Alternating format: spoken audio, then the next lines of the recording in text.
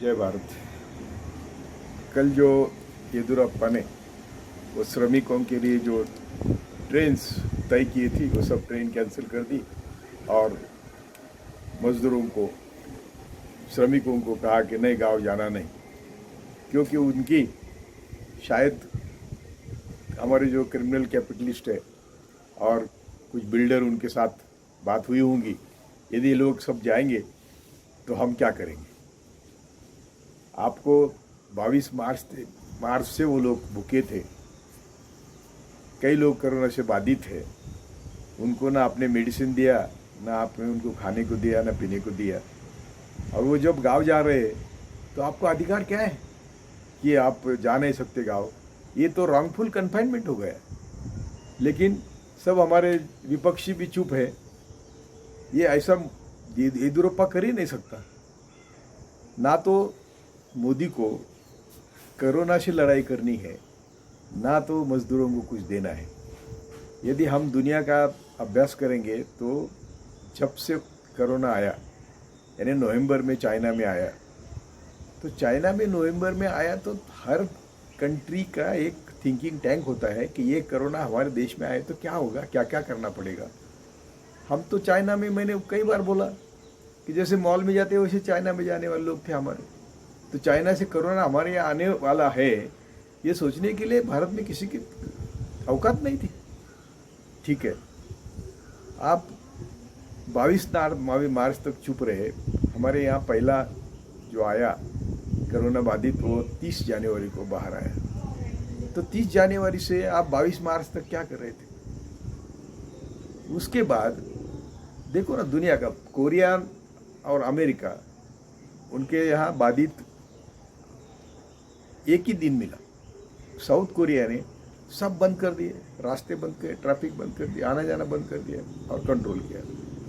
America का तो president आपके साथ नाच रहा था, यहाँ भारत में आके नाचा, आप भी नाचे उसके साथ।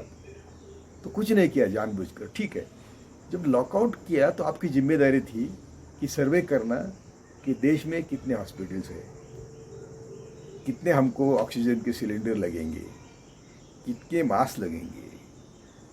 आप तो 19 तारीख तक हमारे यहाँ बनाए हुए protection, personal protection unit, equipment आप परदेश भेज रहे थे। तो क्या लगता था आपको कि हमारे लोग मर रहे थे। बाद में लॉकडाउन का मतलब ऐसा है कि चलो तुम थोड़े घर में बैठो, मैं तब तक बाहर इंतजाम करता हूँ। तुमने क्या इंतजाम किया। हमारा वो 1,70,000 करोड़ का जो पैकेज है वो सब ओल्ड बॉटल है, उसमें नया पानी, पानी तो बदला नहीं। और ये नई बोतल थी और उसमें पानी तो बदला नहीं आपने। वही रोजगार हम मनरेगा, वही फूड, वही किसानों का पैकेज आपने क्या किया। तो 3 महीने के बाद देने वाला पैकेज अभी जाहिर किया, आज किया। धान 3 महीने के बाद देने वाले अभी दिया। देना क्या दिया, क्या आपने। दुनिया ने देखो, जर्मनी ने कोरोना बाधित लोगों की मालूमात होने के बाद अपने जीडीपी का 20% कोरोना के लिए रखा है। स्पेन ने 15%, यूके ने 15%, फ्रांस ने 10%, यूएसए ने 10%, कनाडा ने 7%, साउथ कोरिया ने 5%, इटली और साउथ कोरिया 5%। और इंडिया, आपको शर्म आनी चाहिए। यानी 100 रुपये में 20 रुपये जब जर्मनी रखता है तो तू 100 रुपये में से सिर्फ 4 पैसे रखता है कोविड के लिए। तो तुमको लगता है कि ये आने से ये कोविड के कारण मरेंगे तो ठीक है, और लॉकडाउन करके आपने 4 घंटे का समय दिया, 4 घंटे के नोटिस बंदी जैसा ये किया, और लोगों को जाने को अवसर नहीं मिला। आप सभी जगहों से आपके ऊपर छीतू हो गई, इसलिए वो जाने का इंतजाम हो रहा था। तो कल येदियुरप्पा ने सभी ट्रेन कैंसिल करी। तो ये मजदूर, ये जिनके ऊपर आप सब निर्भर है, जो हमारे सब संपत्ति की निर्मित करते हैं, जो हमें सब सरकारी तिजोरी भी वही भरते हैं। आपको मालूम है कि आपके कार्यकाल में मल्टी मिलियनर की संख्या बढ़ी है 3 पट, और आपके चंद उद्योगपतियों की प्रॉपर्टी बढ़ी है किसी के पास गुना तो किसी की 3 गुना। तो आपको हमने बोला था कि उनके ऊपर, उनके पास लगभग 500 लाख करोड़ की संपत्ति है, सिर्फ 2% टैक्स बिठाया तो हमको 10 लाख करोड़ मिलेंगे। आपके जीडीपी का सिर्फ 1.5% या 2% आपने कोविड के लिए निकाला तो आपको 4 लाख करोड़ मिलेंगे। लेकिन आपको पैसे ऊपर उपलब्ध करना नहीं। हमने बोला था मंदिर, चर्च, मस्जिद, जहाँ भी पैसे लाओ, ये सबके लिए, यानी इंडस्ट्री के लिए मजदूर चाहिए, ये सब तीनों धर्म, चारों जो जितने भी धर्म है उनको भक्त चाहिए। उनके पास जो आज धन है वो भी भक्तों का है।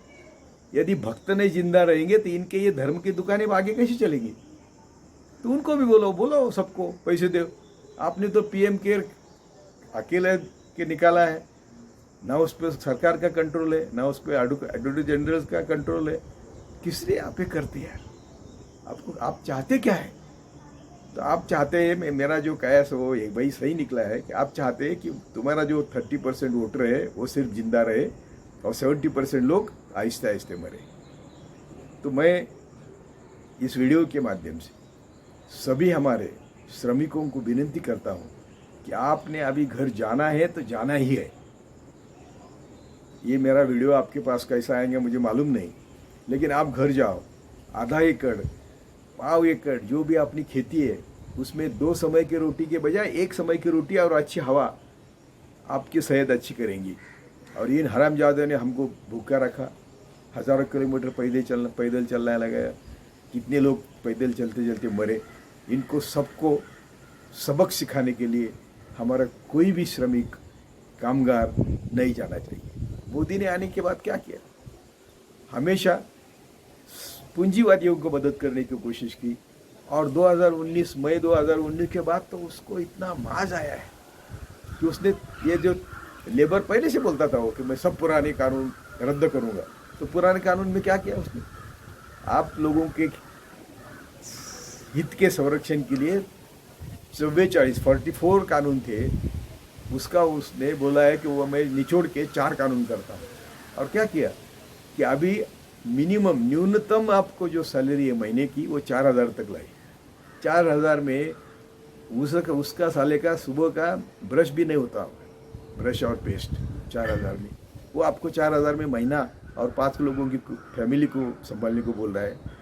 यानी कानून ऐसे बदले कि जिससे आप सबका प्रोटेक्शन निकाल लिया है, सबका संरक्षण निकाल लिया है, और सभी संरक्षण दिया है कैपिटलिस्ट को।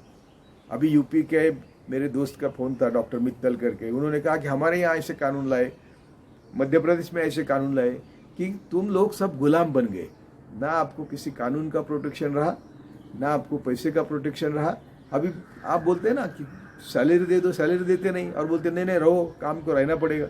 ये तुम्हारे बाप के बैठे हुए क्या हम?